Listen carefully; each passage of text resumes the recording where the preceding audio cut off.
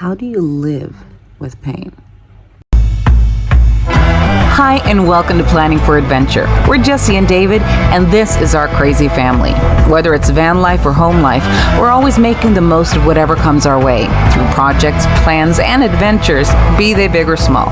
We post a new video every Tuesday, so join us for the ride, click like and subscribe so you don't miss any new content along the road. Welcome to the circus. Once in a while, I have referred to my chronic stuff. When I say my chronic stuff, that's basically because going into too much detail gets a little bit confusing. I've got a bunch of different diagnoses and have had for several years now. So we've got fibromyalgia, so basically chronic pain always. And then there is Crohn's disease / ulcerative colitis. Jury's kind of out on which one of them it is, but it doesn't really matter treatment-wise either way. And then there's just plethora of other stuff that sort of has come along after.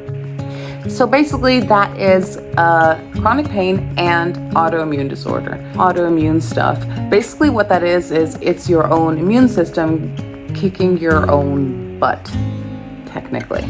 Because it thinks that your own body and things happening in you is actually bad stuff, so your immune system attacks you. It's weird. It's really weird. So does that mean that I cannot live a fulfilling life? No. When I first got my diagnosis, saying that I was really bummed out is selling it short. I was pretty devastated. There's definitely that feeling that life is never going to be the same again. You have, I think, a picture of what life is going to be like, and with autoimmune disorders, you're gonna have to sort of re-navigate. Like, the weirdest thing I find at times that they tell you to do, whether it is to avoid migraines or to avoid chronic pain, all of those things is, you really need to minimize stress in your life. And that always kind of, I'm kind of going, well, I could if I would. I would if I could. Brain fog is a big issue. That's one of the reasons that I like to plan so much. I know that winter is a really rough time for me pain-wise because cold triggers pain in me big time. Being tired is another one of those things that really triggers me. So making sure that I get to bed early really, really helps.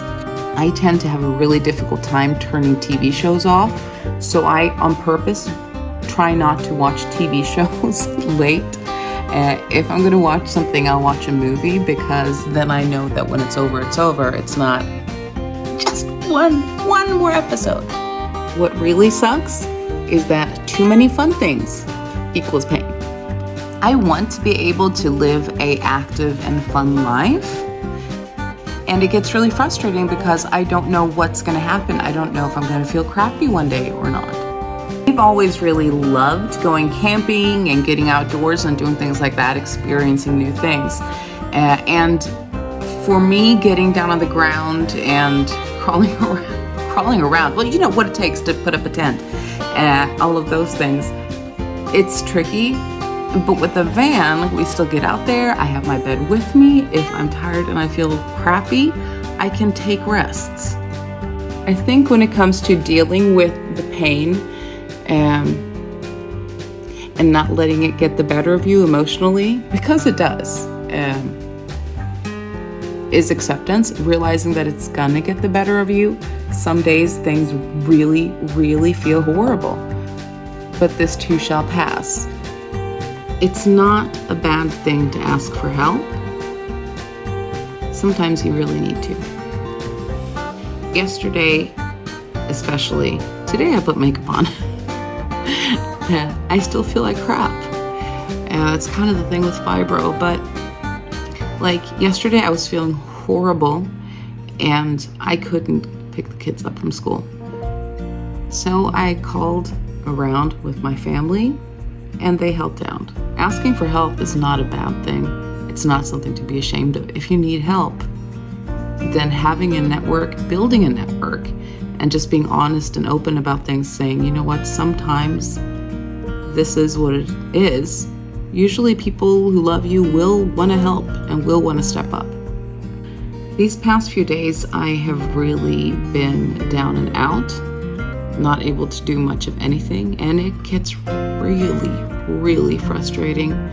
But I know that I need these things. I need these times of rest to be able to recuperate and to get things like flares up to turn around so that I can set myself up for a better week.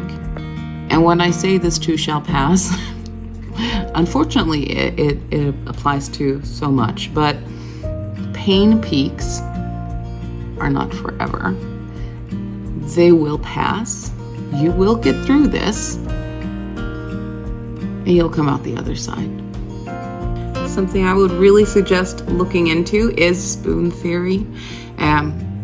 Energy management and things like that is essential when it comes to dealing with chronic illness and things like that, because you have a finite amount of energy, and how you distribute it during the day is both gonna, have an impact on what your day looks like, but also what tomorrow's gonna look like, and the next day, and the next day.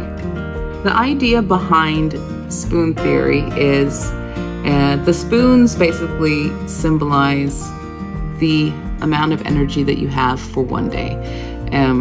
So say that you have 10 spoons, it's going to cost you so many spoons to get up and get ready in the morning. It's going to cost you so many spoons to be at work. It's going to cost you so many spoons to go to the gym or to take a shower. And most people can sort of regenerate and get spoons back during the day. Some of us, those of us that have chronic pain issues or burnout, don't have the capability necessarily of getting those spoons back. So what you need to do is plan in as an activity times of rest during the day, and making sure that you sort of budget your spoons so that you have enough spoons to last you all of today. Can you borrow spoons from tomorrow? Yes, you can, theoretically and technically, but that means that tomorrow you're going to start with 8 spoons instead of 10. You see where I'm going here? It's not a good spiral.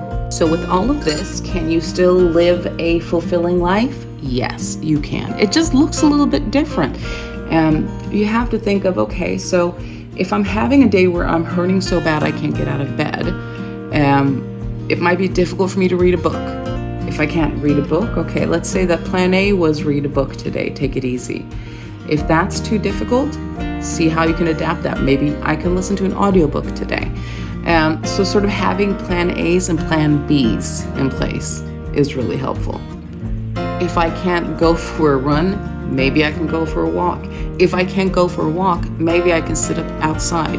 If I can't get myself outside because I am hurting too much, maybe I can open a window and get some sunlight and some fresh air.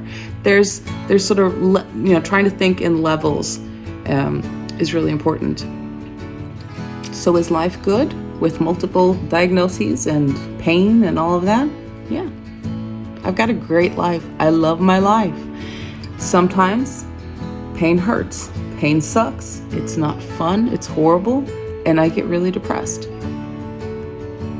But you know what? This too shall pass. I'll see you guys back next week.